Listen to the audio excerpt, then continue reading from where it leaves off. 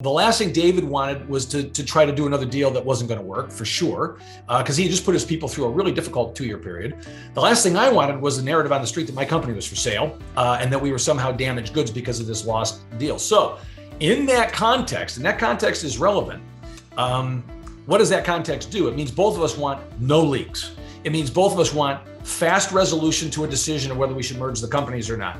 It means both of us need to understand the regulatory environment exquisitely well to make sure that we don't have a foot fault there and announce something that we can't actually close on because of regulators, right? It means we better know our shareholders well, and hopefully we're guiding them along a narrative about where each individual company is heading, getting to this point of David and I sitting together. Because with all of that earth taken care of, speed can actually happen. And more importantly, you can get into the real substantive depth, which is what we did, of understanding the deal.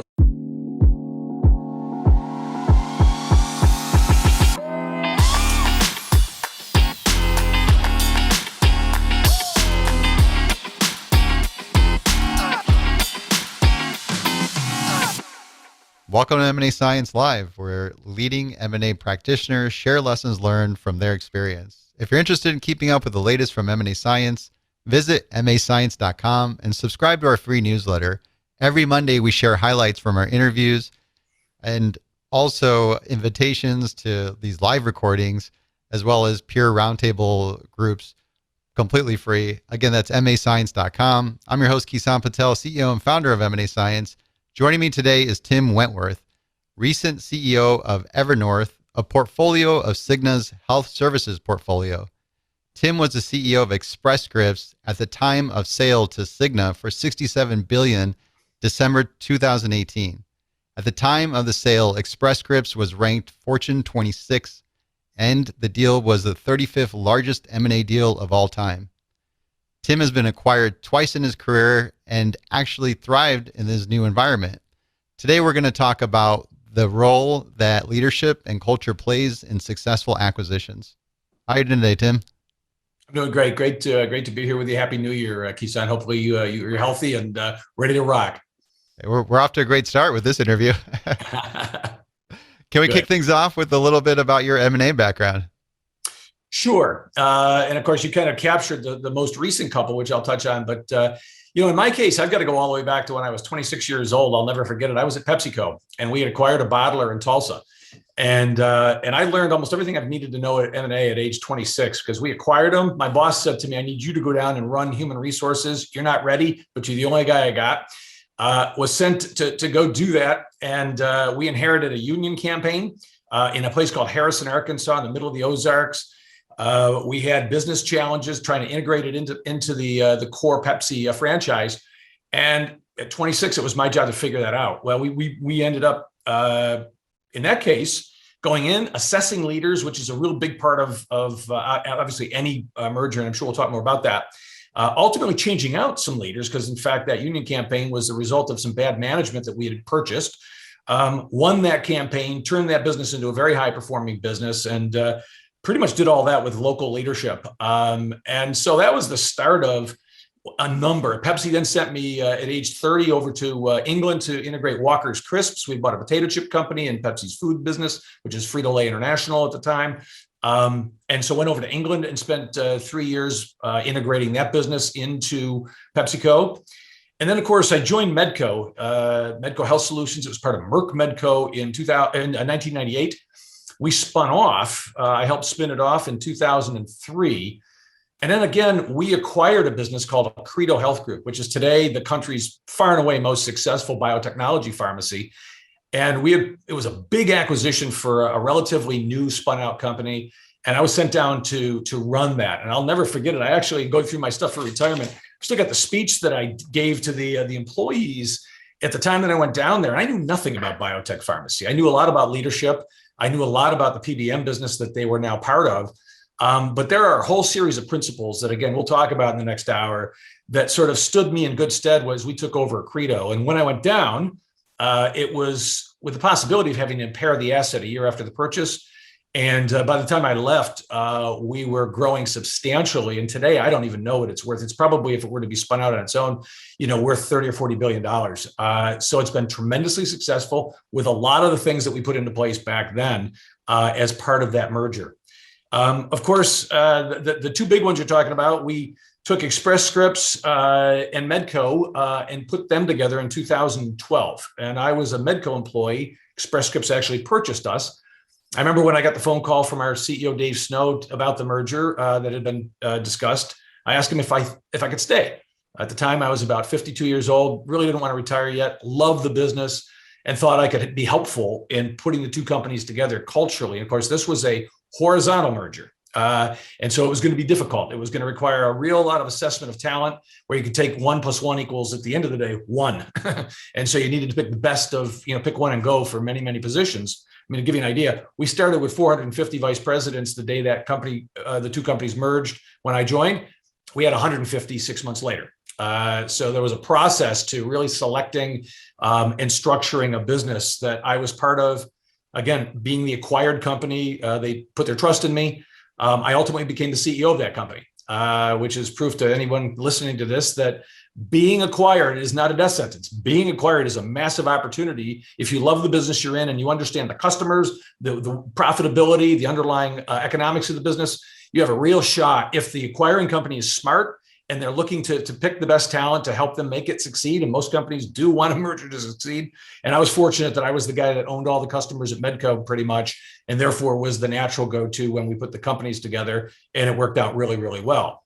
Spin that clock ahead, 2018, after a long drawn-out process, not due to us, David and I actually, CEO of Cigna and myself, from the day we met to the day we announced the deal, it was only about 3 months. So we moved it quickly. But again, a very large deal, not a horizontal deal, though. There, you had a vertical deal where both of us had a vision that we'll probably talk a bit about and put that together. And once again, after the deal was approved by the shareholders, David and I spoke about my role. And of course, having been the CEO of a Fortune 25 company, wasn't going to be likely that I would stay in the eyes of most folks. But I love the business, love the customers, loved our employees, knew the investment community well and liked it. Knew that business in a way that would hopefully help the combination begin to create real incremental value right out of the chute. And so I actually volunteered to stay for 3 years. And I've just closed out what was just slightly over 3 years, and glad as heck that I did, because every lesson that I've learned over the last 40 years, I put to test in making this merger, which was much, much bigger than any other one I'd been part of, successful. So that's the long-winded answer to your question of my background. It's pretty much been a constant theme through my background of kind of on one side or the other, companies being merged and trying to make that super successful. Wow. I like how you started from 26 through now. That's a lot of lessons learned. We got to cover as much as we can today. With that, can we kick off with, or can we get into what are the key principles for success? Yeah, no, and I appreciate it. And obviously, I've taken some notes thinking because I really wanted to try to distill some thoughts down and be efficient for you. First of all, I'd tell you, it depends. It depends on whether it's a vertical or a strategic kind of acquisition or merger versus a horizontal one. There are some differences, and you need to conceptualize that at the starting point as you think about even planning the activity of making it successful. And I think as well, understanding what the synergies or the advantage is in the thesis that you're looking at as an acquiring company is important. And so you've got to have a fundamental, strategic thesis. But I also think focusing on culture and leadership, particularly if you're doing a vertical move, is really, really important. When we bought Evercore, one of the things I did that I didn't mention at the beginning was I bought Evercore for $3.6 billion in 2016-17. And that was a vertical move for me. It was a new area for us. We were beginning to define ourselves as a health services company. So it was a chance to visually create the transformation that we were working on strategically by adding something that was different to us. That was all about, is that leadership team on board with this combination? Can we keep them engaged? Can we help them help us deliver incremental value and look at sort of what do we each bring to the table? Which really required us to take a look at them as equals, even though we were buying them for $3.6 billion and we were a Fortune 25 company. The real goal was in that space, they were our go-to-market strategy if that was going to be successful. And so this notion of understanding the culture and the leadership there, which again, that worked quite well for us, because we wanted to buy a great team. And we wanted to lock them in, and we believed that we could align them to delivering not only incentives, and yes, it required a big company to do some things that weren't as natural for us from an incentive standpoint to motivate and keep that group of leaders, all of whom stayed for 3 years, by the way, which is almost unheard of, and produced a lot of value for us. The other one is I don't believe in buying crappy businesses and fixing them. Some folks have done a really good job of doing that. That's just simply not been the strategy that I've seen work. I'd much rather buy a really strong business with a really strong team, or if it's horizontal, a really strong customer base or a really strong geographic depth, and figure out how to integrate it without losing the magic that it brings to the table. I think the other piece I would say is keeping focus on clients and customers of both entities through the process of merging and really after the process of merging cannot be overmanaged enough. It simply can't be. And again, the important point that I've learned is it's easy to think about focusing on not wanting to lose the customers of the company you're acquiring, because in many cases, that's why you're making the acquisition. That certainly was why Express Scripts bought Medco. We didn't want to lose all of our customers. Cigna buying Express Scripts, we had a wonderful book of health plan relationships that Cigna and I saw as an opportunity to grow health services. Well, losing those customers was going to destroy the underlying opportunity to create longer term value as you innovated. And so for us, it was the two things I cannot emphasize enough. And I see so often the mistakes made. One, focusing on the customers of the acquired company and the teams that support them, because they're the ones those customers are going to listen to, not you, the CEO of the acquiring company. That team that they've been working with maybe for years. And when they say to them, hey, what do you think? Is this going to be good for me? The answer that team gives is going to have more to do than anything else you're going to be able to do in the short term to try to keep that customer. And so you've got to start by convincing your new employees that are customer facing that in fact, this is going to be good because their reputations are on the line with those customers every day. The flip side is, in the place where I've seen us lose some sight, not at Cigna, I've said, but in some other acquisitions, you also got to make sure you pay attention to your native customers. So I can tell you when we merged Express Scripts and Medco, as much as the Medco customers were like, what does this mean for me? The danger for Express Scripts was that we focused so much on those Medco customers and integrating them that the Express Scripts customers now felt like second fiddles and felt like they suddenly needed to look around now because they weren't as important as they once were. They used to be a bigger fish in a smaller pond and so forth. And so again, those account teams that service those clients needed to be confident that they were not going to be unsupported or lose focus. And then those clients needed to hear that. And so from my perspective, that piece of both the clients and the teams that support them, you cannot do enough true, deep communicating and delivering for them, both ahead of the integration as well as after the merger occurs.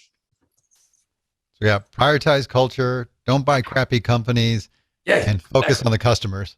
A lot of focus on, so much focus on the customers. I just can't tell you because it's, again, particularly for the mergers I was part of that I just described, in every case, there was a thesis that had a significant dependency around keeping and growing customer relationships. And so from that standpoint, again, especially in a publicly traded company where they begin to see what's actually happening to your customers, to accumulate customers and scale is to validate the thing in the eyes of investors and therefore create excitement. To see customers running out the door because you're not communicating well with them, because their teams don't believe the thesis and that they're going to be supported, and other reasons, is it gives you the opposite kind of spiral that you really don't want. Was there anything you did, Tim, to keep that alignment amongst your leaders as you went through that whole transformation or integration process? It was from my perspective if I look at the Cigna and the Express Scripts merger, the recent one, I think what was really important was making sure that we nailed down the top team and that they all felt bought into being part of the new company. And that's not easy because, folks look at their place in the pecking order, especially in my case, they had all been ELT members of a Fortune 25 publicly traded company. We were very proud of that. Suddenly, in some cases, you may not have been an ELT member of a much bigger company. And helping people understand that and really focusing on the places they can add value, having them still be part of the strategic process and so forth was really, really important to that. Because again, in our case, we didn't want to lose the leaders. We wanted to keep them. And then elevating some key leaders. And I think the other thing, especially in mergers like ours, the places we've been the most successful is where we've actually been able to take talent from one of the legacy companies and move it on to the other and vice versa. I think, again, those are some of the tactical things. I think there's also this cultural piece that we can go deeper on, where intentionality around culture and values, and those are two different things, was, I think, really important to, again, where things have ultimately ended up, and some of the work that we had to do to make it successful. Well, let's back up. Culture was a big emphasis. Let's talk about how do you focus on culture? Yeah, I mean, from my perspective, the one thing I learned, probably in the first acquisition I did back in Arkansas, was you start, or at least in my perspective, I started by wanting to validate the culture of the company we just bought and validate the accomplishments. People are there for a reason, and when they're part of a merger, it's uncertainty, it's scary. They want to be understood, but they don't believe that they're going to be in many cases. And so, from our perspective, really important. That said, I want to come back to that process starts long before, I think, you actually merge companies. In fact, it may even start in many cases before you begin discussion of a merger. It begins when you begin profiling a chessboard. And I encourage every company that has the capital flexibility and opportunity to look at potential different relationships, whether they're mergers or partnerships, to go deep in your pre-diligence on culture, on, what's even things like, what's the glass door say on this company, right? As specious as that can be sometimes, it can tell you a lot. And it can not necessarily obviate or excite you about a merger, but it certainly will raise the right questions about, hey, tell me about the culture. I got asked that at Express Scripts by the Cigna folks. They were well aware that we had been a company that rolled up its industry for 20 years. So we were brutal. I mean, we were a tough place to work. Everybody knew it. Plus, we were taking costs out of healthcare, which is not easy work. And so there was a little concern because Cigna's culture was very, very, and is very, very collegial, very planful. We were highly innovative, very focused, but very fast twitch. And again, had been a real bare knuckles company. But the reason I was put in to lead it was we needed to convert to organic growth. There was no more rolling up our industry in the PBM business. And so suddenly we now had to be a place that could actually grow customer relationships, grow depth of relationships with existing employees. We weren't going to be getting another slug of employees to evaluate and pick the best of. And so from that perspective, Cigna was deeply interested. How far along that path was I? What were the measures that I was using to measure engagement, to measure employee satisfaction, and bigger measures than just turnover? And one of the real fortunate things in our merger was we found out we were using the same employee engagement device and company. And so we were able to actually have a normalized perspective pre the merger, pre the day that we closed, about where were there similarities in the culture, where were there differences, where were the things to reinforce in the culture of each company. Again, because even Cigna was trying to figure out, well, heck, we've got some people that do the work Express Scripts does. What's going to happen to them? What does this mean? And so it really informed our communication process as well as our leadership selection process in figuring out which leaders we needed to lock down, to be elevating, to have the employees see the kind of leadership that we were committing to. How far does that culture analysis get shared? So how far? Yeah. I mean, is it just purely executive? Does it get spread across management? No, we talked with, well, first of all, we put our teams from the two companies together during, again, the merger planning process. And obviously you've got some gun jumping stuff you got to be careful with, but that stuff generally doesn't come afoul of it. And so you can push pretty hard on us putting teams from both companies together into the room, which is what we did, and going deep on the data. But ultimately, to your question, what we wanted to do is be explicit and transparent and clear with our entire workforce about this new company and what it stands for. And Kisan, where we sort of began to bifurcate the message a little bit was values, as I mentioned before, versus culture. And what we concluded was that I've never worked for a company that didn't have multiple cultures inside of it, right? You go inside of any given company and there are subcultures, and those are usually adaptive and healthy in well-run companies. And you let those differences play out. And, the most classic is the technology folks versus the marketing folks, right? And they have different missions inside the company, and therefore hire people with different biases and perspectives and interests. And those you can still share the same goal, but your subcultures are different, and you can negotiate that a bit. And we did, between Cigna and Express Scripts, we spent a lot of time looking at the culture. What you had to have some absolutes on was values. And so that's where we spent an equal amount of time was, okay, We've looked at where the hot spots are in the culture. We've looked at where the alignment is. We've looked at, how to message that in a way to all of our employees to say, we're thinking about this, we're studying it, we are intentional about wanting to have a great culture. It's focused on the patient. It's focused on employees, and be able to lay that out. The values part of it, though, was actually a little bit the harder part, because that's where words began to really matter, because those aren't negotiable. Those don't get to be different across different parts of the company. In fact, Cigna had I guess I'll say it because I was proud of it, a no assholes rule. I think that's a great value. I think that speaks volumes to people. It basically says, listen, come into the room, be challenging, have ideas, but don't be a jerk. But we obviously developed a better statement of values than that. And those values combine the best of both companies, and we're a bit more aspirational. Cigna being a multi-100-year-old company, highly successful, very good at managing risk, probably not as risk-taking and as speedy as Express Scripts. Express Scripts, on the other hand, maybe a little bit more ready, fire, aim sometimes, ready to pick a fight all the time, because that's what we do to lower healthcare costs, whether it's, with pharma or retailers or whatever. And so we had to sort of reconcile some of those differences that show up in culture, but you can't have them show up in values and how we work together. And so we talked about working with speed and purpose, for example. That spoke to both cultures and both groups of employees. And again, back to your original question, as we iterated through that, and by the way, I would point out the CEOs of both companies, myself and David, were deeply engaged in those working sessions. We didn't just bring staff work into our offices. We literally were sleeves rolled up, debating certain words, debating the order of things, debating how to best communicate it. Because I do believe the chief executive officer of any company is the chief communication officer. And in that case, this was the most important thing we were going to communicate. We could talk about the strategy all day long and the needs in the market. Our employees were aware of that. What they wanted to know is, but who am I working for?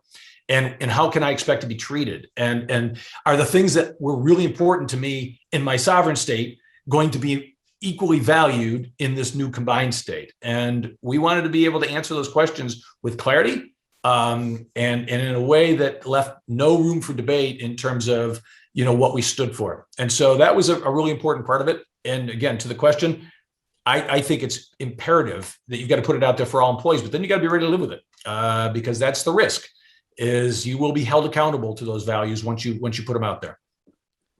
So I want to dig a little bit deeper into this, because this is really important, interesting part of the deal. Mm-hmm. When it comes to mapping and actually evaluating, I'm curious to get a sense of some of the steps that go into it, both when you're looking at it from the values perspective and culture, and what comes first.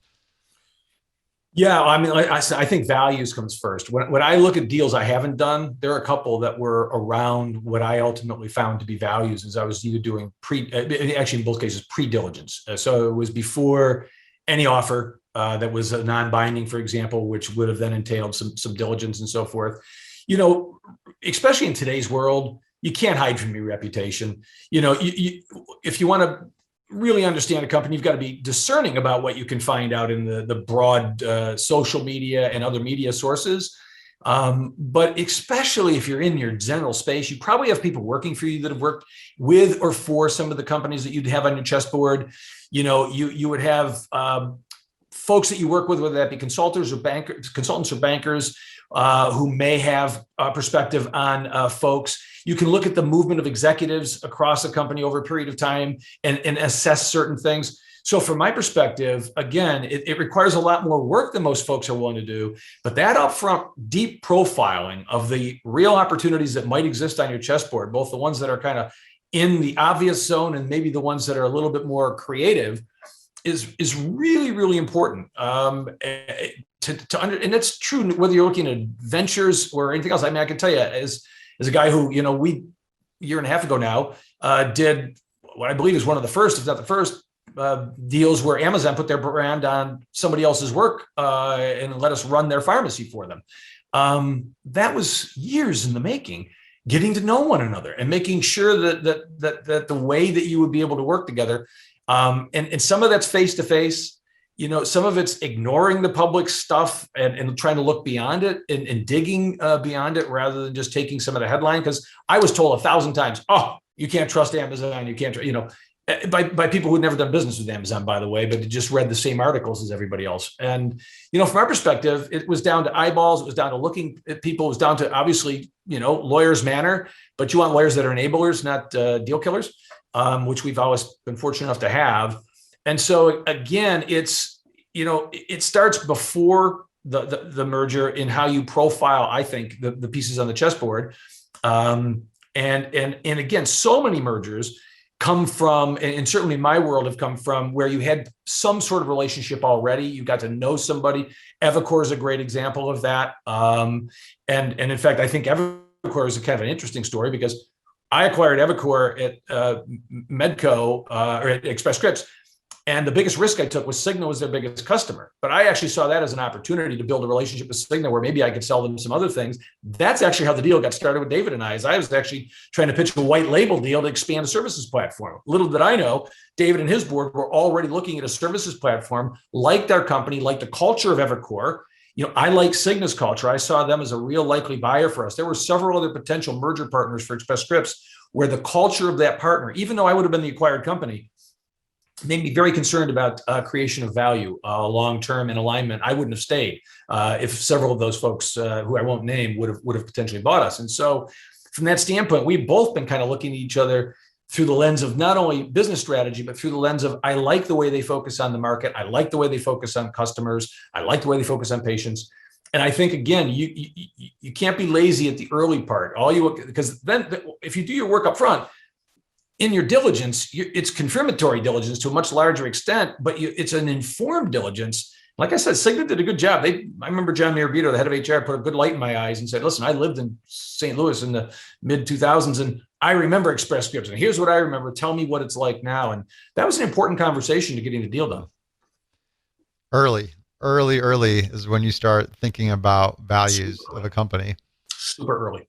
What is that conversation or even questions that you're asking when you have those initial conversations with that CEO of a company you're potentially acquiring to better understand values and culture?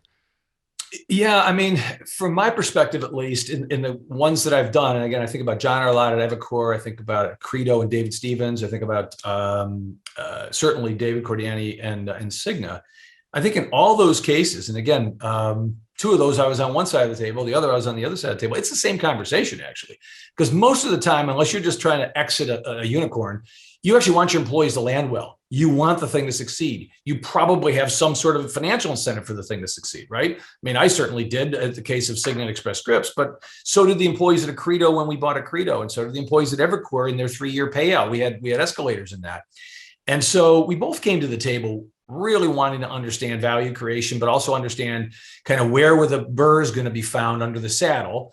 And I think the other thing that both of us did is appointed really good executives to sort of take the lead on key things.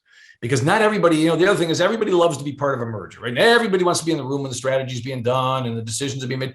And really, as a CEO, one of the jobs you got to do is you've got to be the one driving the deal. There is no delegating of that. I don't believe. I learned that very early on. If I'm not the chief cheerleader for that deal, my board wasn't going to go for it. It didn't matter how much my team wanted to do it. And so I needed to be front and center. David needed to be front and center. We both were. We got tested. Carl Icahn actually came out against the deal, and David and I were shoulder to shoulder in the summer to thwart that particular narrative. And so from that standpoint, appointing key people that you can count on that are going to carry the narrative forward, that are going to execute pieces of the analytics, including the culture piece. So the two HR departments, really important to have them identify who are the key people, not just HR departments, key people that we're going to hold accountable, and what's the right process that we're going to bring them through to make sure that we like the way that they're thinking. And so there was a lot of checking of the work that David and I did. We leveraged a PMO office that was probably more scaled and more sophisticated than I had ever seen. And we used a pretty good one in Express Scripts, but I think at Cigna, we were well led in our PMO efforts. And again, boy, on the checklist of things for a merger, if I think I'm going to buy somebody, I better know going in, what's my infrastructure going to be to help make that successful? And that comes down to literally which person or persons am I going to actually appoint to drive key aspects of the merger? And who do I see from the other perspective, the merging partner, who do I see there, and how does that feel? And we did a lot of socialization to again create more natural acts than they would otherwise be. One of the things I fought over a lot of years, Kisan, this was big at Accredo, is don't be helpless. Just because you are on the bought side of the equation, you're being bought typically for a reason. They want you to come to the table with your ideas. They want you to, don't wait for them to tell you what to do. Don't wait. And so often folks kind of crawl into their shells. And my job as a leader and David's job was to get our people out of their shells and moving forward and focused on the market and creating immediate opportunities. And I think that was we launched 3 new products in 90 days after the merger. That was not by accident. We wanted to send a message to our employees and our customers. We were open for business and moving forward. And I think that was the kind of things that, again, good leaders would try to energize ahead of time, is envision what's the market going to look like 3 and 6 months after this merger, and what do we do now without gun jumping to actually raise the odds that that's going to happen, because that'll raise the odds the thing is successful and employees feel like winners. Yeah, get them proactive around your goals that you're setting out to do. Yeah. One other question related to culture and values. What do people usually get wrong?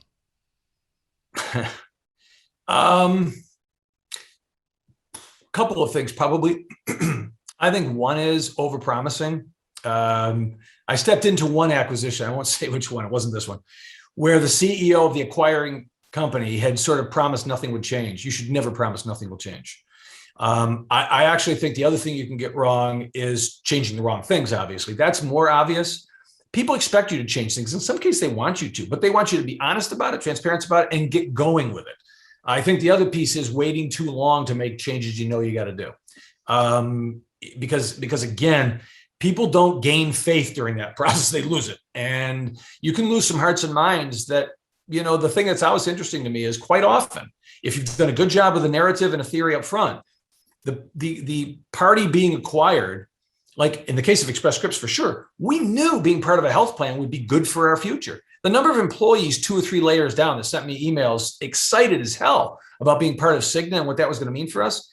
But what you couldn't ignore, and what I had to overmanage, and sometimes you don't see this done, I had to manage the first 2 layers, because that's where all the uncertainty was, right? I mean, our customer service reps were going to keep talking to folks on the phone that were having challenges with taking their pills, right? Their jobs weren't going to change a whole heck of a lot. They just knew that they were now part of a company that probably had a brighter future because we were inside of a bigger health plan.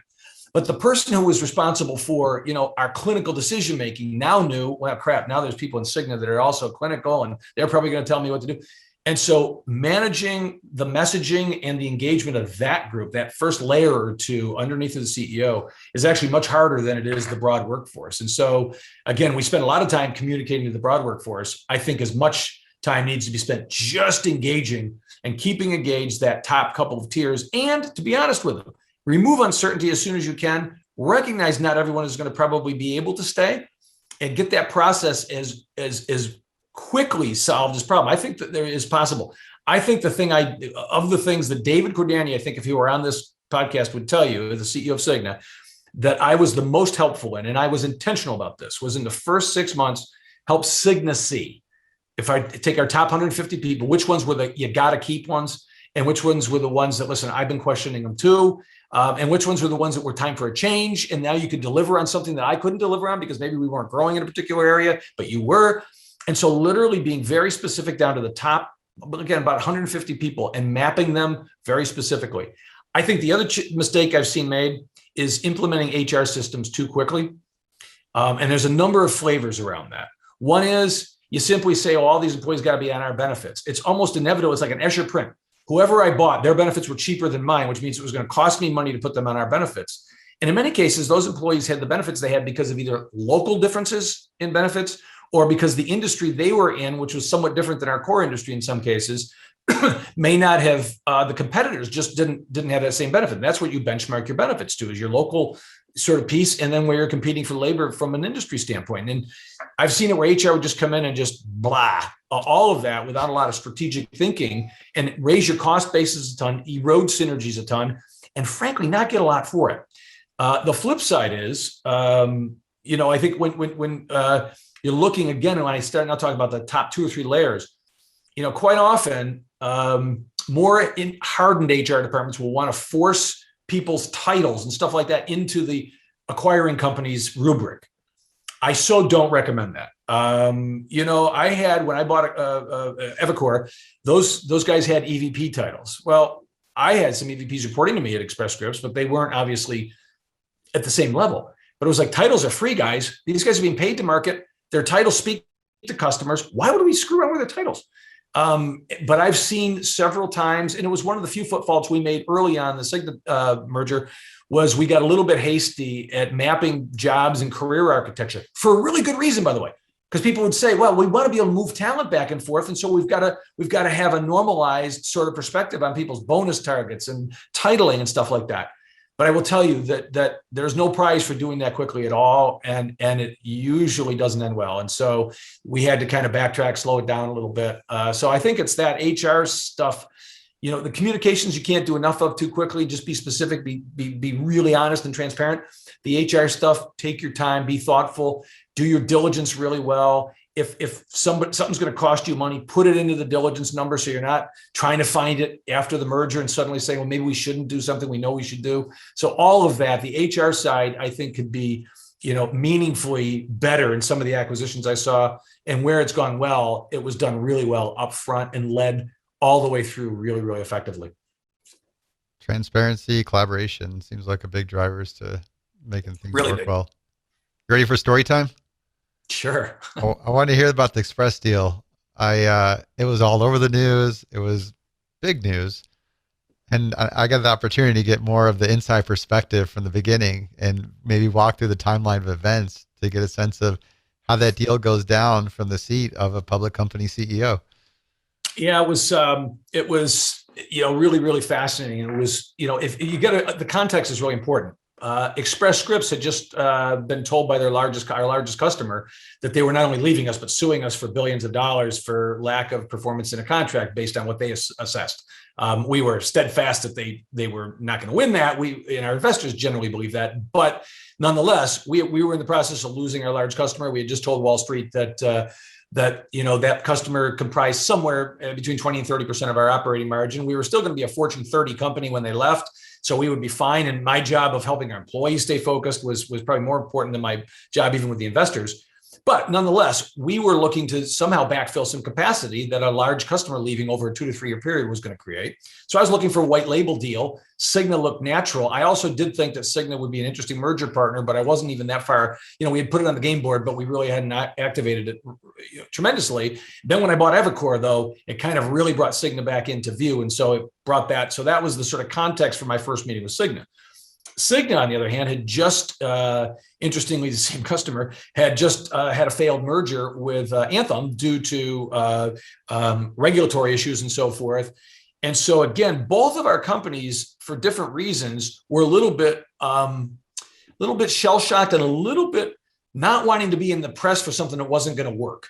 The last thing David wanted was to try to do another deal that wasn't going to work, for sure, because he just put his people through a really difficult 2 year period. The last thing I wanted was the narrative on the street that my company was for sale and that we were somehow damaged goods because of this lost deal. So in that context, and that context is relevant, what does that context do? It means both of us want no leaks. It means both of us want fast resolution to a decision of whether we should merge the companies or not. It means both of us need to understand the regulatory environment exquisitely well to make sure that we don't have a foot fault there and announce something that we can't actually close on because of regulators, right? It means we better know our shareholders well, and hopefully we're guiding them along a narrative about where each individual company is heading, getting to this point of David and I sitting together. Because with all of that earth taken care of, speed can actually happen. And more importantly, you can get into the real substantive depth, which is what we did, of understanding the deal. So we sat down. I first sat down, actually, not with David, but with Eric Palmer, who was at the time the CFO, and a couple of his colleagues. I believe it was either Halloween or the day before in St. Louis. And the idea was to talk about kind of our capabilities and their needs. White label deal, possibly. We had reached out to them through our sales channels. I actually didn't know David. We didn't have a relationship. And from there, 2 weeks later, we were up in, myself and my CFO were up in Connecticut. And again, it was kind of a make nice dinner. David was there. And we got to know each other at that dinner a little bit. We talked a lot about the role of physicians, the role our specialty biotech pharmacy played that I had run back in 2006, played with that relationships with the most valuable patients that you could do the most for, and so forth. And so then on December 7th, David came to St. Louis and we had dinner together. And he said, so what do you think of the conversations that we've had so far? I said, I think there's a lot we could do for you. He said, I'm thinking something bigger. And I had an idea he was, obviously, but I needed David to say that because I wasn't going to be on the acquiring side of this. I had actually tried to do a merger with another large health plan that summer, and they wanted to go down another direction. So I didn't want to appear overly anxious. And I also was scared to death of being perceived as being for sale. Our stock in October of that year, just for some perspective, had been $55 a share. The deal we did on March 8th was $97.50. So I was also trying to, not rush too quickly because we were starting to come back. We had announced earnings. We were having very, very good results, actually. That was the good news, is that we were fundamentally performing very soundly. And so David and I agreed on the 7th. I had a board meeting, funny enough, the 8th and 9th. I told him I would talk to my board and give him an indication, but that there could be something interesting here. Interestingly, both of us, the conversation at the table was about regulatory, of course. We had both done some preliminary regulatory, customer overlap. And the good news was, because I had health plan customers that might view Cigna as competitor, very few of them. And so the overlap between us was good, which means we were really expanding reach in the market for both companies. And we talked about which bankers leak. And we had a shared view. I'm not going to tell your viewers or your listeners which ones, but I will tell you it is well known in the healthcare space which bankers leak and not. And anyone watching wants to know, call me one-on-one. But David and I, we settled on the bankers that we wanted to use if we were to move forward. And we agreed speed would be of the essence and so forth. My challenge was I had a board that saw speed as a potential risk because, again, the stock price was just rebounding. And so managing a board became very important from both CEOs' perspectives. David's board, obviously, having just had a failed merger, and my board not wanting to, having just seen our largest customer leave and not wanting us to be a fire sale, given that we all believe that we had very, very high intrinsic value in the longer term. My job was to convince David and his board of that. David and I then sat in a car. So the stories get interesting from here. We were at the JP Morgan Healthcare Conference the second week of January. So we met December 7th. We had a couple of meetings between December 7th and that meeting with our teams in super secret locations, like amazing, the places that we were hiding. Very small team, super, super small team. And at that point, I had hired an investment banker. One of my ideas for your listeners is we offered our investment bankers a 4 basis point no leak bonus. We did. Now, Cigna didn't. I did. And they got really indignant. They said, well, we never leak. I said, listen, I know you never leak. And so that's why you're not going to leak here. But I just want to make sure you never leak. And so I want you to go talk to your employees, make the team small, lock your windows, lock your doors, lock your filing cabinets, and have as few people for as little time as possible on this. Because if this leaks, I've got a problem. And so does David. We don't want to leak. And I'm willing to reward you if it doesn't leak. And so we hired our bankers. And so the JP Morgan conference, which is just like every CEO in healthcare in America goes to the JP Morgan conference in San Francisco. David and I met in the backseat of a car. Actually, I just sold Wells Fargo. I just met with their CEO in his hotel suite. We flicked our lights when I got back in the car. His driver flicked his lights and we drove around the corner. He got out of his car, got in the backseat of mine. My driver got out. People we know are walking past the car, but thankfully there were blacked out windows. And David gave me the first offer for the company. I looked at it and told him I would talk to my board about it, that I wasn't excited about it, but that I thought there was still strategic validity in what we did. Interestingly, not an hour later, I did a Bloomberg television piece where I was asked about if someone like Cigna were interested in buying, it made you an offer you couldn't refuse, what would you do? And I said, well, if it's an offer I can't refuse, I can't refuse it, right? I said, but I believe in our standalone model. So even 2 hours after getting the offer, I'm on Bloomberg being asked about the hypothetical potential of it and having to sort of look the other way. So that's January, let's call it 15th, plus or minus. We go back and forth a bit. I counter with something that David needed to spend some real time digesting. He called me back on a Sunday and said he needed some time. He had a few thoughts. One of the things I did in the deal was I asked for a large $60 million contribution to the Express Scripts Foundation, because I told him if we do this merger, St. Louis has been left behind so often when companies have merged and the headquarters have been moved. We needed to send a message to the employees of this combined company that are in St. Louis, if we get this combination, that we are there, that we are going to stay engaged. And we've delivered on that promise. He was really curious about that, though. That was part of my counter to his counter. So come the end of February, we were at the point where David was ready to give me what would be a final offer. He was in Arizona for a board meeting. I was in St. Louis for an earnings call the next day. And we agreed that what we would do is snap a chalk line on the map, and we flew our 2 jets to, yes, it's true, Dodge City, Kansas, at 9 at night. In such a small airport, the pilots actually turned the lights on with a radio signal. There's not even a control tower, I don't believe. And we landed those 2 planes, probably the first time in history in Dodge City. There were 2 private planes on the tarmac. I walked off mine, got on his. We spent about an hour just kind of recommitting to the strategy. I mean, at our first meeting, we talked about the healthcare system and what we were leaving our kids, and that we could do better. And that these 2 companies, there was a thesis that we both agreed on really early. And we sort of talked about that thesis. We talked about where we were at on the numbers. David asked a really smart question of me in terms of process, and basically said, listen, I'm willing to give you a final offer today that literally is more than I think I have to give you in some respects, because I think we've got to get this done. And I think there's a lot of value here. And I could definitely probably force something to your shareholders that would be less than I'm about to offer you. But by the same token, I really think this is something we want to do. And I know you do. And he made me an offer. I asked one question about it, and we shook hands. And March 8th, so this is the end of February, like the 24th of February, maybe, March 8th, we announced the merger, having had no leaks. And at $97.50 a share, half cash, half Cigna stock, which I thought was undervalued at the time. I had to talk my board through some concerns about Cigna. Cigna's got a heavy commercial book of business, as we did. And, there was some theory that only growth was going to come out of government, that the payers in the self-insured business were going to get out of the business. We never believed that to be true. And I, today, more than ever in today's labor market, believe it not to be true. And so then, from March until December 20th, when we actually got the deal, when we closed on the deal, we went to work and we put our teams together. And again, that period of time is a period of time you can do an awful lot of good to get out of the chute strongly, which is what we really felt the need to do.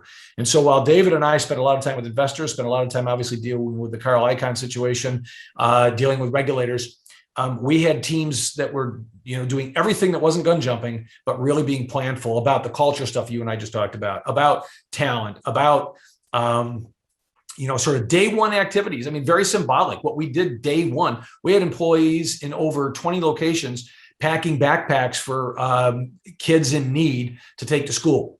And it set a real strong, and we made a $25 million donation to childhood hunger that day.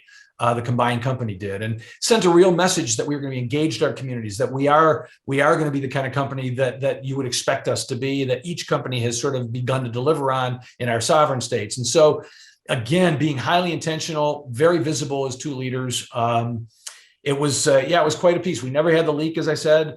So the investment bankers got their money, and the shareholders overwhelmingly approved the deal in August of 2018, and then we just moved through the regulatory piece. And again, no detail left unturned. You had 50 states, or just about 50, that you had to drive approval through and make commitments to, and so forth. And we were able to get all that done by the end of the year. And again, the good news was keep people super focused, because again, both companies were in their sovereign states during 2018, trying to grow, trying to deliver value to the marketplace. And in fact, I had one of the best years I ever had with new business and retention and profitability the year that we were actually working through a merger, which is to say, folks stayed focused on our customers, stayed focused on our patients, saw that was part of the vision of the combined company, was to come out in January proudly together, having delivered on our individual promises before we began to deliver on synergies and other things, showed our existing customers in both companies we were not losing focus. And I think that maybe is one of the best things that we could say about that. What happened that year was that our customers were front and center the whole time, which sent our employees a strong message, and importantly, those customers a strong message. Great story. I love the extent that you went to make sure there were no leaks. From meeting in the back seat of the car like you're doing a drug deal, to the remote locations. It was probably the largest in history. Yeah. It was an interesting time. I'm curious to know, on the board side, what was it like presenting this deal to the board? How do you go about that? What are the key things that you're bringing up, and some of the questions they have? Yeah.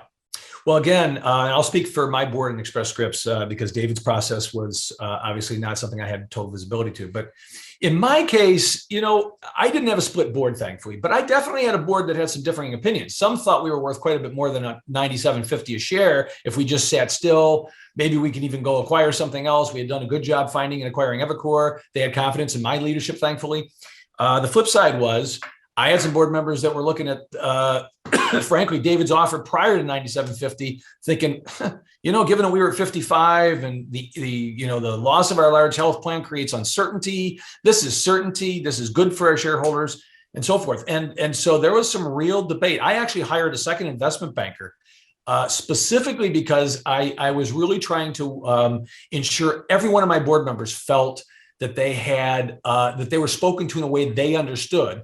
And so I used two very different investment bankers. This one had a very good relationship with a couple of very powerful directors on my board. The other had a very long history with several of my board most senior members. You had some board members that were new, that were sort of looking to the others to say, how should I be feeling about all this, of course.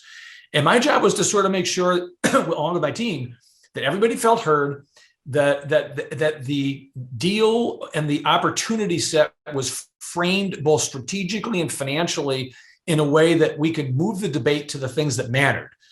Because there's a lot of emotion in these things, as you can imagine. I mean, especially among some of the long-standing board members. Finally, and I don't know if I can say this, like I said, I think this may be one of the only deals ever that not only didn't leak of its size, but also where somebody got paid to keep their, to keep the confidence in terms of the bankers. The third attribute of this deal, I think that's fairly unique, is the boards never communicated or met. David and Cordani and I did this entire deal between the two of us. We each had the confidence of our board. We each were doing what we had to do to manage our board.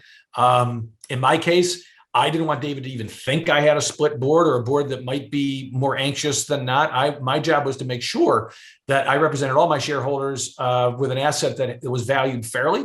And David's job was to make sure that, obviously that he got what he paid for. And so from that perspective, his board trusted him. My board trusted me. And when David and I shook hands, there had never been a meeting. He insisted a couple of times that, hey, listen, out of pure respect, I'd like to talk to George, or my board chair would like to talk to George, my board chair. And I just said, David, if you want to get this deal done, it's you and me. We don't need that. My board doesn't require it. And from that perspective, if yours does, let's have that conversation. But otherwise, I don't think so. And I will tell you, Keith, one of the things in doing the deal that I can't emphasize enough that has paid off, and it's paid off in every deal that I can look at. A Credo. We put David Stevens on the board at Medco. Really smart move by David Snow. John Arlotta at Evercore when we bought them. John came onto my leadership team and had a special place on it. Here, David and I built trust through those months that I told you about. And I did some things that were intentional. And I think one can be intentional about building trust. There was a point where someone told me, one of my bankers told me that David thought I was parallel negotiating. And in some respects, it would have been good for me to have David believe that. Maybe it would have made him more nervous and so forth. I actually made a decision unilaterally to pick up the phone and call him and say, listen, I know you think I'm parallel negotiating for this particular reason. I'm giving you my word. This deal is the one I want to get done. It's the one my board wants to get done, and I don't want to blow it. And so to the extent you are wondering, I want to end it now. And you have no idea how much that meant to David. And I told him, you have my word. You have my word. You will not hear that I'm parallel, because I am not. I have already done my outreaches long before this point, because I was obligated to on the part of my shareholders. But David, this is the deal. And 100% plus of my energy and that of my entire team and that of the two bankers I'm working on are to get this deal framed and done. Huge trust builder, right? And there are a number of those things, each of us with the other, sort of small things in some cases, right? We never, ever blew an appointment time, for a phone call or something else. I mean, simple things like that. But the building of a trust, it's iterative. And if you view the process of getting to a deal as an opportunity to build trust, particularly if it's a vertical deal like this, where you really do want people to stay and be part of the new team, it can't be done enough, because the byproduct of that was this: David in telling his team through this 3-month process, and me in the acquired company telling my team how things were playing out, a very small team, was only reinforcing a positive narrative, because it was a narrative of trust. It was a narrative of reciprocity. It was a narrative of shared value ideas and creation that we were going to be part of, not just that we were giving the company over to them. That made all the difference in creating the hearts and minds that ultimately came together in December of 2018. Great example of building trust is key. You mentioned Carl Icahn earlier. I just finished reading Michael Dell's bio, and he had his perspective of dealing with Carl Icahn on his take private deal of Dell. I'm curious to hear your story of dealing with Carl Icahn on your deal. Well, it's tough for me because Carl and his company were and are a customer of Express Scripts and now Cigna-Evernorth. And they were a great customer. His chief administrative officer is actually a pretty darn good friend of mine. We didn't talk for about 4 months, not because we didn't want to talk, but because it wasn't appropriate. Listen, I got nothing but respect for Carl. Carl has, done a lot of value creation over a long period of time. So I would not ever, I'm going to quote a very well-known hedge fund guy that I'm very good friends with, that he said, if Carl Icahn pulls up at the poker table, I would prefer to go to another table. That wasn't my choice or David's choice. Carl got, what I would say is this, one of his rare, I would say, I don't think it was a miscalculation. Actually, I think if he'd known everything that was to be known, he wouldn't have come out against the deal. He wanted to see, David and Cigna do something that was highly value creating, which he's right to want to see that. And the concern was that our business was existentially threatened. The PBM business has always been in the crosshairs because we create a lot of value, which means very large industry groups such as pharma line up and try to create a narrative about the industry on our worst days, that can cause all sorts of questions to be raised. By the way, I'd also say some of the most valuable creative things we've ever done have been with pharma and retail, but it's that sort of yin and yang of the relationship and the industries. And so, Carl had bought into, I think, some extent, the threat. And remember, we were losing our largest client. You could point to facts that would have said, wow, Express Scripts is a troubled asset. Cordani and his team rightly saw, and that's why I stayed 3 years. I couldn't have stayed 3 years if I thought they were buying a dog. I wasn't going to walk in that boardroom every quarter and look like a monkey. It's the opposite. I was proud. Every time I walked in the boardroom, I said, you guys bought a great company. Look at this. And we've grown at 10% plus a year for the last 3 years since the merger, $100 billion plus company. That never happens. And so from my perspective, they did buy a great company. Carl just didn't have all his facts right. And I think he had an analyst that did very poor work. And he found out that he actually couldn't create the amount of shareholder accumulation ahead of a vote that he thought he could because of the dates were not as understood by his analysts as they should have been. So to the extent he would have maintained energy after getting the rest of the facts, he actually didn't have the platform that he would normally have had because he was late on our deal. And the good news was, though, at the end of the day, shareholders have to vote, and they got to see front row that Carl didn't like the deal. He did, as I said, ultimately back off, probably made a bunch of money on the deal. But I think it's compelling and appropriate that Cigna shareholders, over 90% of them, voted for the deal. So they saw the strategic piece, and that's because David did a stupendous job out meeting with and talking with investors, and he and I did a lot together. And again, I think it spoke volumes to our leaders and to the investors and to our customers that I was staying. I signed up as fast as I could so I could send that message, and that I was 100% committed and believed in this combination. And, ultimately, thankfully, there were some very large institutional investors that were watching very carefully, quizzed us very hard, and didn't see us blink, and ultimately supported the deal. Also, ISS and Glass Lewis both supported the deal ultimately, which was huge because there was a question about that as well. What are the biggest challenges in the deal? In terms of execution, or getting it done? Whatever's top of mind. Yeah. What are the hardest parts? The big challenges are, and it's always relative, right? Are always cultural. So no matter how great a job you do on culture, and I think we did a tremendous job, you still have, in early days, folks kind of sometimes playing wait and see on the side of the Express Scripts folks, or pointing into the things that may not have been exactly as people would have hoped. I mean, like I said, some of the early HR stuff, in hindsight, we would have done it differently. I think the one thing I would recommend in a situation like this, and it's funny enough, it's how I made my career in large part at PepsiCo, is in hindsight, given a deal this big, I think David would agree, sending physically to St. Louis and posting up a full-time super senior HR leader to help back and forth with translation would have been very, very helpful, because, it's much harder to do. We had a really good person engaged, but he was sort of part-time that, part-time this. He lived in the Northeast rather than St. Louis. So he'd dip in and dip out. And I think that, in my experience of being the guy, whether it was as the HR guy in my Pepsi days or at Accredo as the CEO, frankly, what I did at Accredo as CEO is what I did as an HR guy at Pepsi, which was get in and map the differences in terms of all the HR systems and processes, and find alignment for all of that in a way that people feel engaged in and part of, rather than just have it done to them. And I think we lost some of that opportunity early on, and it took some time to recover. We're fortunate. We kept most of our leaders, though. Our retention in this deal has been very, very high because the vision was so clear. I mean, David and I did get that part right. David really got it right.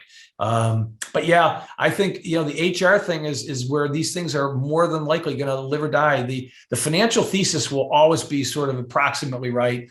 The market need, if you've got it understood, will always be approximately right. It all comes down to the people. And again, I just think as much as we did, we could have even done a bit more there. That's great. I'm sure the HR M&A practitioners listening in appreciate that. Yeah, it's critical, man. What do you think made the acquisition successful? I know you touched on this already, some parts of it. Yeah, I mean, I think a lot of what you've heard is what made it successful. Again, it's preparation, right? The things that we did in that period of time before the closure that kept us in good stand with customers, kept us in good stand with our employees, helped folks understand what we're going to do, got them excited about launching brand new products into the market. Products that, by the way, required both parts of the platform. I think that's the really magical piece is we showed the promise of the thing really early to everybody, legislators, customers, employees. For example, we launched a thing called Embark. And Embark was, for the first time ever, basically a thing where small to mid-size or any size employers, governments, unions could, at a no profit to us premium, defray their risk of the new gene therapies that were coming out that were $1.5 million, $2 million that cured blindness or a particular spinal condition in babies. And these small to mid-sized self-insured employers were scared to death that they'd get one or two of those babies and it would wipe out their benefits plan. And for a very low, because there was no profit in it and because we were able to underwrite it really well, because of Cigna's brilliance in underwriting, we went and basically said, listen, all you got to do is pay us a PMPM, per member per month fee that's very, very modest. It was like less than $10. And if you get one of these, you get 10 of them. Guess what? It's totally covered. Not only that, your patient will get it the day it gets asked for. There won't be any hoops and ladders they got to go through. And then we took that to pharma and we said, listen, that these drugs are going to be, really, really pushed back on by payers who can't afford them. We are going to offer you great access, but you've got to price them fairly. You got to work with us in terms of these, and you got to give us a guarantee that they work for some period of time. We'll be the chassis that can monitor those patients. And so we actually created value for the pharma companies, for the patients, and for the payers. Combined two companies, day 60 after the merger. That sent a very powerful message about why this combination would and could make sense. And then launching Evernorth about a year and a half later as a go-to-market services brand to send the message, hey, this isn't just Cigna Pharmacy and Cigna Medical Benefits. This is a company that is intentional about serving the healthcare marketplace. Again, those things that are highly symbolic really do matter to customers and to your employees. For someone that's been acquired twice, what's the role of the CEO in an acquired business? Yeah, I mean, I think you've got to be as I said before, you got to be the chief cheerleader. You got to be the chief communications officer. You got to be the chief strategist. You've got to be the one that keeps your board excited, and so forth. I mean, if the hard ride my board gave me to buy Evercore was amazing. They were right. They were correct to be concerned, but any blinking that I would have done, that deal would not have been approved by my board. And I think that's true of this merger. I think David's board never saw David blink. My board never saw me blink. And so I think your role is you have to be owning and driving. I remember in 2007 when I was running Accredo, we really wanted to move into oncology, and there was a particular asset that was out on the market, a pretty good asset. And I had looked at it, and I looked at it some more. And I, in my heart, didn't think it was a good fit for us. I didn't think it was going to perform. I didn't like the thesis. And I turned out to be right, which is awesome in hindsight. But at the time, I didn't know that. But I went into my boss's office, and it was one of the bigger mistakes I made in the role is I went in and I said, listen, I think I've got an idea. I think we can buy X. And I named the company. And he said, well, you think you can buy it, or you're excited to buy it? You're passionate about what you think you can do with it. I said, no, David, you want an oncology strategy. I think this could give us a footprint. And I equivocated, and I was a fairly new CEO at the time, at Accredo. And he basically said to me, listen, if you're not going to exude passion for this, why should I with the board? And I thought, he's right. And I don't. And there's a lot about this I don't like. And we pulled the reins in that and we let it go by. And again, it turns out I've kind of tracked that. That was a good thing we didn't buy it. In fact, I think 3 of the best deals I ever did are the ones I didn't do. The 3 best deals in my career are the 3 I didn't do. Let me say it that way. That's one of them. But that was my big learning is, as the CEO, you have got to believe it. It's not sufficient that your people are excited. You have to internalize it. You have to spend the time on it. You have to own it. How do you lead your people to embrace the acquisition? Well, sometimes they got to see you be willing to walk on something that they're split on. So, they saw me walk on a couple of ththings where I had people in the room that were pretty excited, but we couldn't get a consensus and I couldn't get excited. And so they saw that I was willing to walk. You also, again, I think I was not a micromanager, but I was certainly a hands-on CEO, and I wanted details.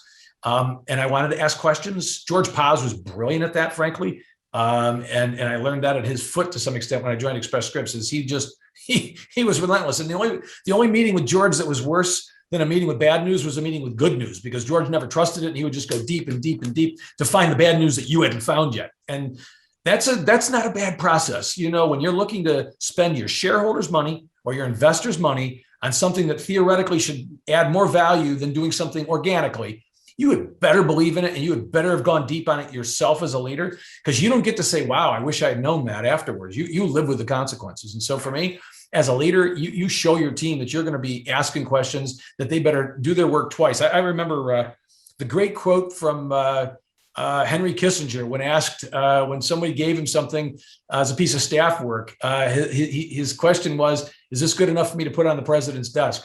And inevitably somebody would say, let me take it and work it a little bit harder, right? And I think it's really important to force people to be really, really deep in their thinking, be willing to, let's go to the negatives. Let's go to why this won't work. Let's talk about that now and talk about mitigation. Let's talk about the culture differences now. They're not going to get easier to manage or better once we sign the deal. And see how people have thought things through and how committed they are to it. Because you won't, no matter how committed you are as a CEO, you won't make it successful if your team's not committed. Really great point. You got to get the whole team on board. Shall we recap the key tips for making acquisitions successful? Sure. You've probably written them down. The bottom line is, it is for me, preparation. It's knowing yourself well and being honest about yourself, with your culture, your values, your strengths. It's about knowing your leaders. Are they ready to be part of to be part of a company that's making an acquisition? Because it distracts, it takes time, it takes focus, it takes real leadership.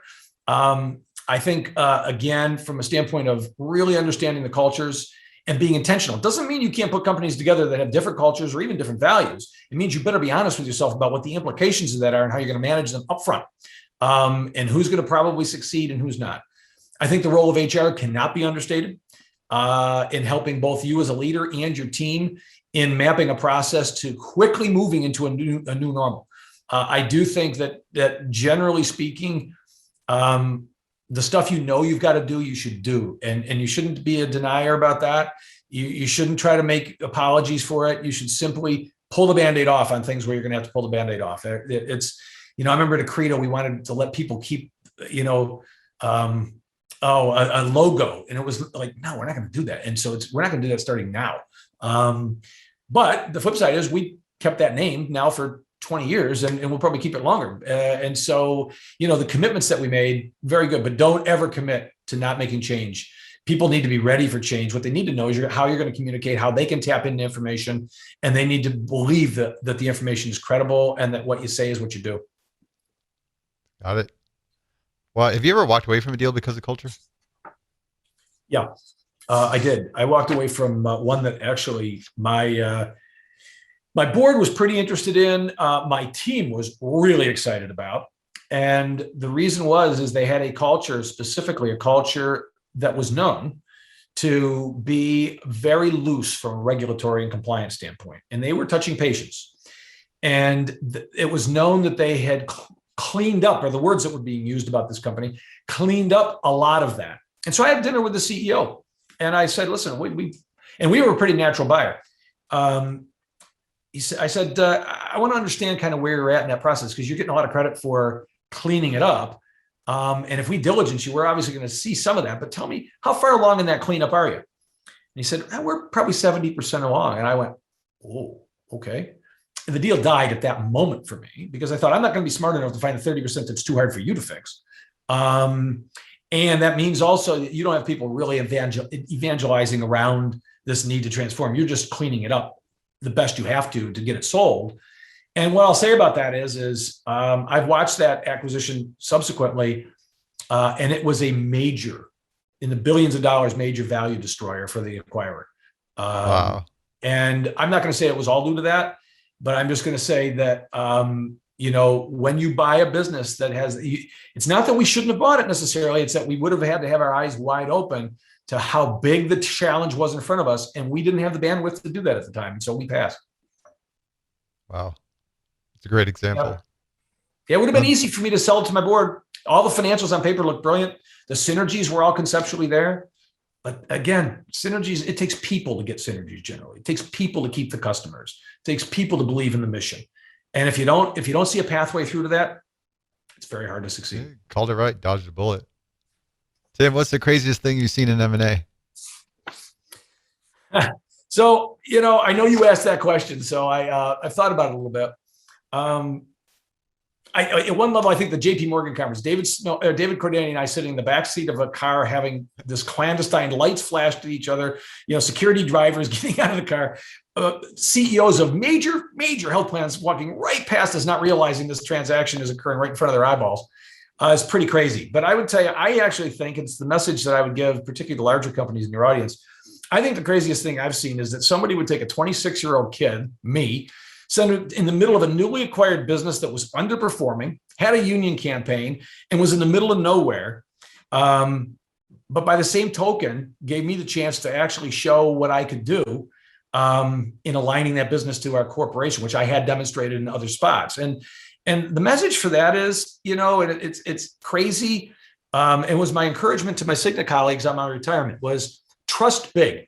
One of the really cool things about a merger or an acquisition where you make an acquisition, it is a chance to identify a couple of your up and coming leaders and find a very different muscle for them to stretch. And you will learn so much more about them. I can promise you, I would not have been sitting here today as the CEO of Express Scripts and then ultimately Evernorth had I not been thrown in the deep water early into these novel situations that required really good people sensitivity, really good thoughtful process, really good alignment to the strategy and the value. And most of that wasn't learned in the classroom. That is simply seat of the pants stuff that you learn because you got to. And so it's a really cool opportunity for a lot of companies when you make an acquisition. We've done this at Express Scripts to, I can think of a young man who I loved, but he'd always been in the strategy vertical. And then we bought this particular small company, and I was able to have him sit on top of that and run that as a portfolio company. And he learned a ton, but more importantly, we learned a ton about him, and it succeeded. And and he wouldn't have gone all the way in the ditch. We would have stopped it before that, but we never even he never even knew that the all-wheel drive engaged because he was just driving it so well himself. And I think that's the craziest thing I've seen is also the smartest thing I've seen, which is, take a risk on them. If they have the right values, if they have really good intellect, if they have really good commitment to the strategy of the business and good mentorship, somebody they can talk to when it's a little dark, and throw them in the deep water, make them part of it because they'll really endear themselves to the other folks. They'll be okay sharing power, or maybe some of your most senior people may not be. And all of that's the kind of stuff that'll ultimately make a management team that you've just acquired much more likely to be successful and to really love being part of your company. Completely agree. That's a practice our industry needs. Yeah, it really is. Tim, thank you so much for your time today. I appreciate it. Enjoyed this conversation and learned a lot. Well, thanks. I appreciate you having me on, giving me a chance to reminisce a bit, and I'll look forward to your future guests and hearing the stuff that I should have learned over the last 40 years, but didn't quite yet. Absolutely. Here's to the deal. Here's to the deal. Get our feet off. I'm surprised we still got people with us. We went way over an hour. Oh, did we? I don't even. Oh, yeah. Hey, speaking of future guests, who do you think would be good to interview, given you understand the format and would be fun with some more M&A stories like you got? You know who's a great guy is a guy named John Arlotta. He's worked with a lot of private equity firms. John Arata? Arlotta, Arlotta. John was at Evercore. He was the CEO of Evercore when I bought Evercore, but he had been the CEO of NeighborCare. He flipped that. He was CEO of Quorum, a specialty pharmacy. I worked with him when he was there as a partner, actually, when I was running Accredo. So John's been around the block a few times. He just was part of the Kindred deal that Humana did. He was on the board of Kindred. So John's been around the block a lot, and particularly in the world that probably most of your listeners are in, John is a legend. Awesome. I'll hunt him down. Yeah, you can say that I suggested it too. In fact, if you want a cell number, I'll give it to you. Sure. I can save you some hunting. Let me. You know what? Let me send you an email because we still got folks on here. I don't want to put it. Send me an email. We're gonna get GDPR whatever. Yeah, I don't want to get. What were the one of the letters you told me about? Hey Tim, anything? I think we got about 6 to 8 weeks before we publish this on our main podcast feed. So the team will reach out, send you a little thing on that. But if anything else comes up, love to stay in touch with you. I appreciate you taking the time. It's been really helpful. Yeah, and if you're ever in the Northeast New York here, let me know. I'm 40 minutes from downtown Manhattan. I've got time on my hands, so that'd be fun. I love going to Manhattan. I should be out there early March. All right, yeah, let me know. Hopefully, there's things and people around. I think there will be. I think this is we're in the hot zone right now, which means also we're probably closer to the peak than even the U.S. is. And if you look at the peaks in South Africa, you look at the peaks in Italy, this thing, barring some other variant or something else, which God help us, is I think in a month from now, you're going to see us sliding down pretty hard. And certainly by March, I think we'll be much, much more normalized. We'll probably still be wearing masks and stuff, but no, it'd be fun. Be fun to get out, have a drink with you or dinner, whatever would ever work for you. Hey, that'd be a lot of fun. I'm thinking about putting a podcast studio out in Manhattan, so it'd be a lot of fun to spend the time out there. Absolutely. Then we'll do another one live in the studio. There we go. I'll be there. Hey, Tim. Thanks so much. I appreciate it. Thanks, Keeson. Appreciate it. Happy New Year. Bye-bye. You happy New Year's.